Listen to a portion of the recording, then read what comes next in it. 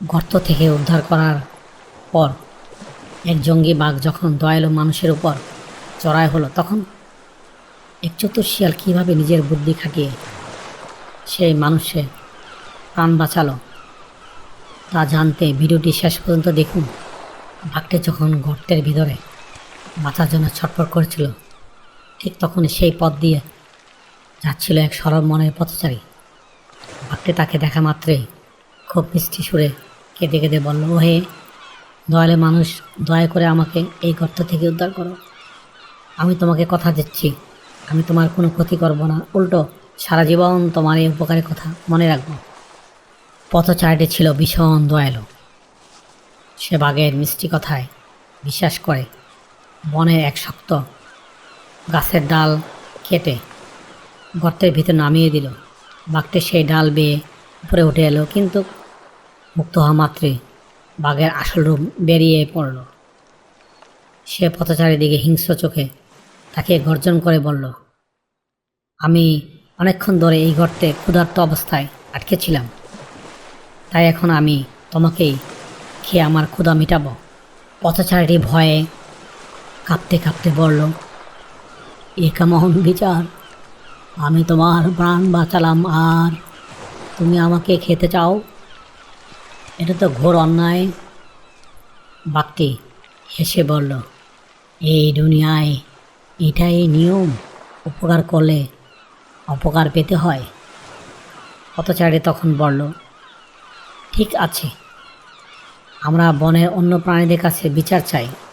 তারা যদি বলে তোমার বিচার সঠিক, তবে তুমি আমাকে সানন্দে খেয়ে নিও।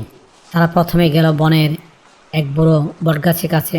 গাছটি মানুষের উপর ক্রুদ্ধ হয়ে বলল, মানুষ বড়ই স্বার্থপর, তারা আমার ছায়ায় বসে জিরায়, আবার আমার ডালপালা কেটে নিয়ে যায়। বাঘের বিচার একদম ঠিক।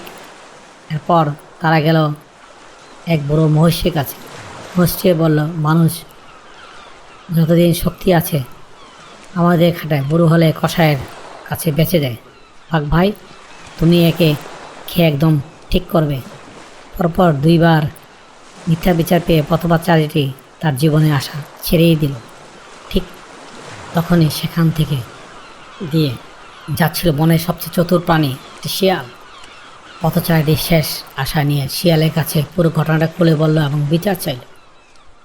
শিয়ালটি সব শুনে মাথা চুলকে বলল, ঘটনাটি বেশ জটিল, কিন্তু তোমরা দুইজন এত বড় আর এই গর্তে এত ছোট, বাঘ ভাই কিভাবে এই সামান্য গর্তে আটকে ছিল তা না দেখলে আমি তো সঠিক বিচার করতে পারছি না। বাঘ ভাই, তুমি কি একটু দেখাবে তোমরা ঠিক কে কোন অবস্থায় ছিলে? অহংকারে বাঘটি ভাবল, শিয়াল একটা দেখানো তো সামান্য ব্যাপার। সে শিয়ালকে বোকা ভেবে এক লাফে আবার সেই গাছের গর্তে ভিতর নেমে পড়লো আর বলল, এই দেখ, আমি এভাবে নিচে ছিলাম। বাঘটি নিচে নামা মাত্রই চতুর শিয়ালটি পথচারীকে বলল, ভাই এবার জলদি এখান থেকে পালাও। শিয়াল বাঘের দিকে তাকিয়ে হেসে বলল, যে উপকারীর উপকার বোঝে না তার স্থান এই অন্ধকার গর্তেই হওয়া উচিত। বাঘটি আবার সেই গর্তে আটকে রইল। নিজের অহংকার ও বিশ্বাসঘাতকতায় তার চরম শাস্তি পেল। দয়ালু পথচারীটি চতুর শিয়ালকে ধন্যবাদ জানিয়ে নিরাপদে তার বাড়িতে ফিরে গেল।